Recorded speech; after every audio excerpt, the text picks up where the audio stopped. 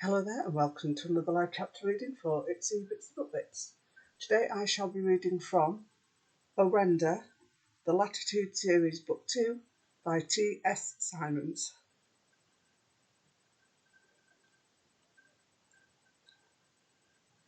Chapter 1.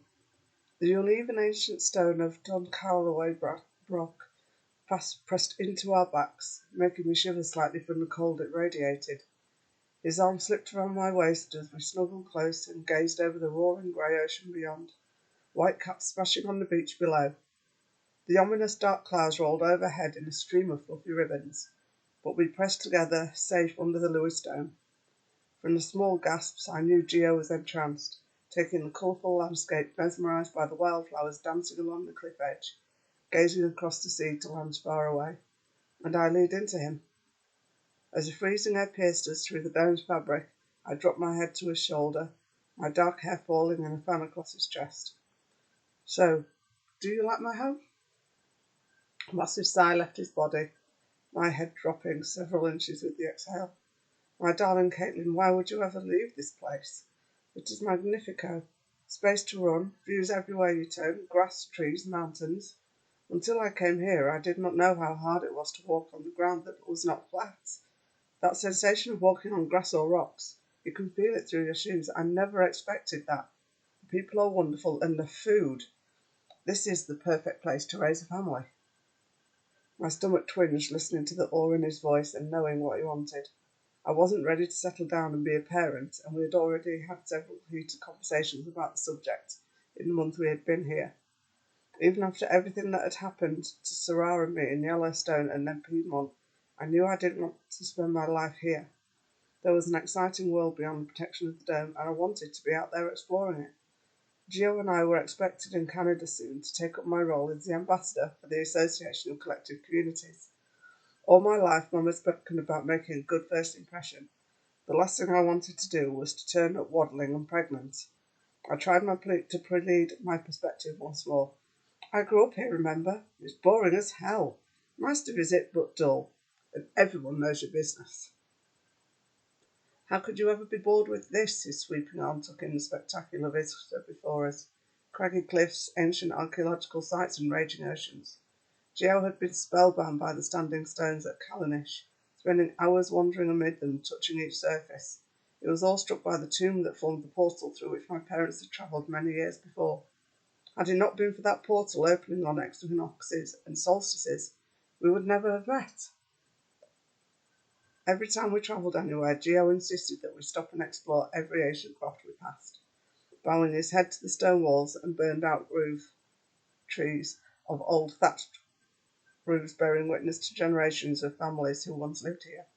He constantly touched the stones and grass and asked incessant questions about the varieties of peat and heather. Wanting to climb every mountain path and gaze down at the valley below for hours, he loved the wild coastline, cliffs plunging to sandy beaches, meeting with the roaring ocean beyond. You forget, amore mio. I grew up with the same view, nothing ever changed. Here, you turn in a different direction, and there is something new to discover. His enthusiasm was contagious, and part of me was filled with joy that he was happy here in my family home. But my stomach churned as I watched his face, turn to the sky, eyes closed against the light. We couldn't stay, so I tried once more. Eventually you have seen it all, and this becomes mundane too. Gio gasped and pointed at the sky behind us. What is that? Adjusting my head on his chest, I turned to observe the flock of birds flying in low formation under the dome. When I was a child, Dad had told me how they used to slam into the fabric when it was first installed, but now, like us, they had adapted, knowing when to turn and follow the curve. Birds, I murmured, closing my eyes again, and enjoying the crisp pre-storm air on my face. I've never seen birds in real life. Gio sounded mesmerised. I thought they moved their wings. These, he struggled to say the word in English. They soar, I filled in the blank. Birds do flap sometimes, but then they glide. What type of bird are they? He asked. Squinting, I tried to focus on the tiny black specks above, but couldn't see past the sun's glare. I don't know. I felt the disappointment as his body softened and relented, knowing each new experience was a thrill for him. I remember seeing black cockatoos and other wild parrots when I visited Australia as a child. Galahs, corollas, lorikeets, they were beautiful and so brightly coloured.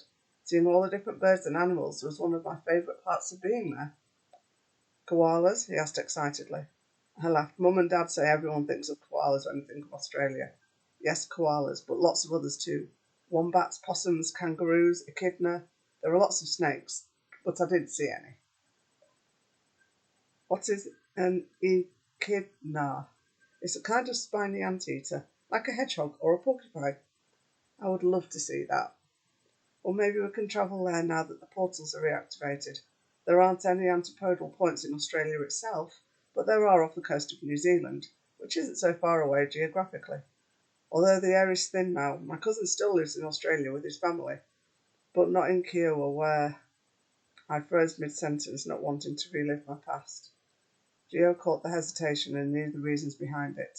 He cut my face with both hands, pulling me toward him, kissing me to dispel the awful memories.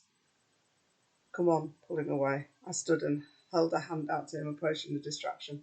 We need to get home. Dad is cooking. Your father is a wonderful cook, Gio grinned, taking my hand and letting me pull into his feet, before kissing me again, picking up the picnic basket and tethering it to his horse. Well, it didn't rub off on me, I teased, running my hand up the inside of his top, before turning to mount my own horse. You'd better not think I'm the stay-at-home domestic type. You, my love, have other talents. Oh, well, what might those be? Daylight disappeared as he turned me round as his mouth pressed into mine, kissing hungrily and pushing me back into the chilled wall of the ancient rock. I wanted to protest, knowing we needed to get back, but my traitorous body responded to his. Again, I groaned as he gently laid me on the pitch grass where I could see the ocean and the storm clouds closing in. Forever. I hope you enjoyed this chapter reading and that you'll go check out the book. Thanks very much for watching. Bye-bye.